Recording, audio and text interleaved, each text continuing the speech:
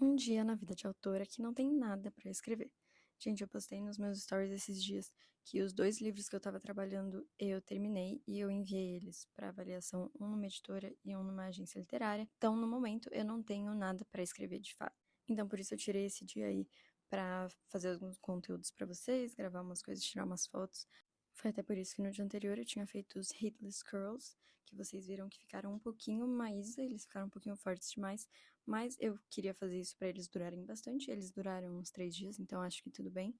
E aí o meu plano era fazer alguns exercícios de escrita de manhã, que normalmente eu faço quando eu tô entre livros ou começando um livro novo, que me ajuda muito na hora que eu vou de fato começar a escrever o livro. Só que o meu Wi-Fi não estava funcionando nesse dia, então eu tive que trocar a ordem das coisas, mas depois eu ainda mostrei o que são os exercícios. E aí eu fui fazer os vídeos e tal, fui me arrumar pra poder fazer vídeo, tirar foto, porque eu tô num processo, gente, de tentar definir a minha marca pessoal de autora, meu branding. Só que isso eu acho que meio que só vai se formando quando você tem mais do que um livro publicado. E eu, no momento, só tenho um. Mas eu queria muito conseguir publicar um segundo livro esse ano. Não sei se vai rolar, porque, como eu falei, tá sendo avaliado lá por uma editora. E essas coisas costumam demorar bastante. Mas eu queria que quando ele saísse eu já tivesse com uma imagem, branding, assim, mais consolidado. Então, por isso que eu tava fazendo essas fotos. E aí, depois do almoço, finalmente, o Wi-Fi voltou e eu fui fazer o bendito do exercício de escrita, que é basicamente você tirar 30 minutos para escrever qualquer coisa sem parar para editar nada ou pensar muito sobre o que você está fazendo.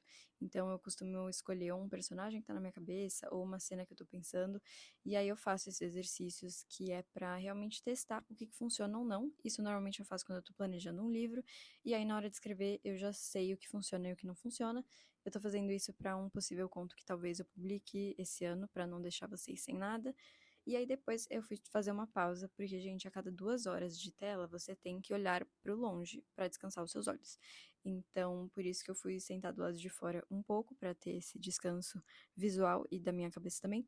E aí depois eu voltei pro computador para fazer mais algumas coisas e à noite eu tive aula de roteiro e aí acabou umas 9h30, 10 horas. E aí depois umas 10h30 foi quando eu finalmente deitei na minha cama para ler o meu livro e dormir. E eu vou atualizando vocês sobre possíveis contos, livros e publicações.